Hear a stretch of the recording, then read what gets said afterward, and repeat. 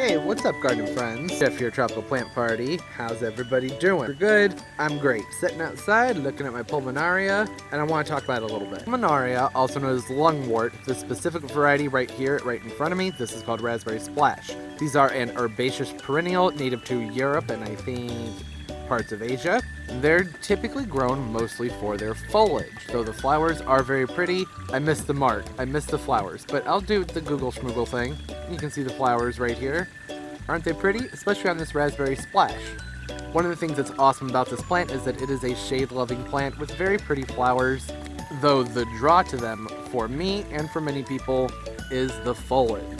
Lungwort, because looks like a lung covered in disease, ulcerated little patches in there, back from the times of like magical or sympathetic medicine, I think is what it was called, and they would use these leaves for people who were sick, though not necessarily effective. At least that's the story I was able to dig up on it anyways. They're a fun, easy to control plant. These will do well in the front to like mid-range of your garden with some morning sun and afternoon shade. These don't need very much sunlight.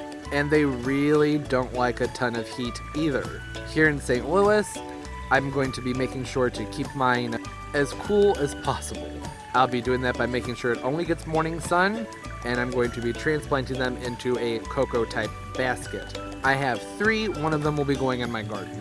These really like a nice, well-drained, organically rich soil. Clay may not be the best thing for these. I do amend my soil fairly heavily before I plant these with an organic compost. And I will sometimes blend in some finely shredded wood chips into that, or orchid bark if that's all I have for the area. So they're a good candidate for under large shade trees and in your shade garden. The foliage is fun, slightly sparkly, and hairy. I don't know if the hairiness is going to show on camera, but they're pretty fuzzy plants. They spread through underground rhizomes, spreading roots slowly, and they usually won't take over a huge area, but it's very easy to control it. You just edge around it with your shovel and pull those other pieces up if it goes somewhere you don't want it to. Like I said, that all happens very slowly, so hopefully not a problem. They do their blooming in, well, mine just put out a second set of blooms. Mine's a little crispy looking, and that's because I actually picked these up in March when the nurseries got plants in and they shouldn't have,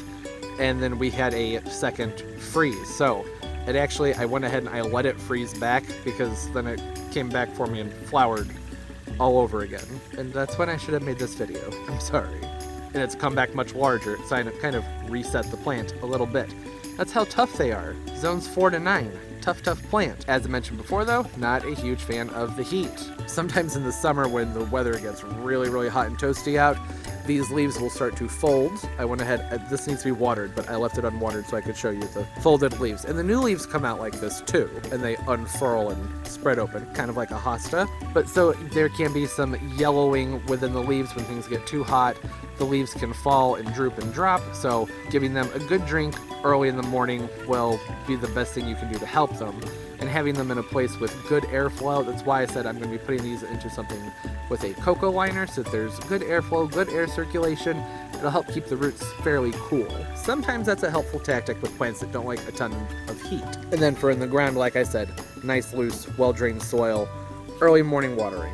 That foliage, though, it really does catch the eye. And I think that's one of the things that I love so much about this. It does have, to me, almost a tropical-like appearance. And, you know, the name of my channel, Tropical Plant Party. I like tropical plants. I like plants that look unusual that you just don't see everywhere. And Pulmonaria, very common plant. It's really not a rare thing to find. Should be pretty easy to find, I guess, depending on where you live. But they just have a rich, exotic texture and color to them. Yep, I like it. Beautiful. And that's all. Quick spotlight. Let me know what you're doing with your Pulmonarias. Are you growing these? Have you tried them? Have you had any problems with them? I haven't had any problems with ones I've planted in other places. In my garden, I haven't had any quite a few years. The lighting changed when the trees grew, so the ones I had, it's a whole long story. But I'm happy to have new ones, and the Raspberry Splash has very pretty flowers. Yeah, comment down below. Let's talk about it. Don't forget to leave the video a thumbs up. It helps a lot, and I really appreciate it. Thank you so much. Subscribe as well. Upload multiple times a week.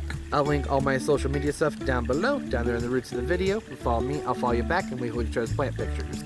It's a good time. All right, and as always, most importantly, everybody, Keep on growing. Bye bye.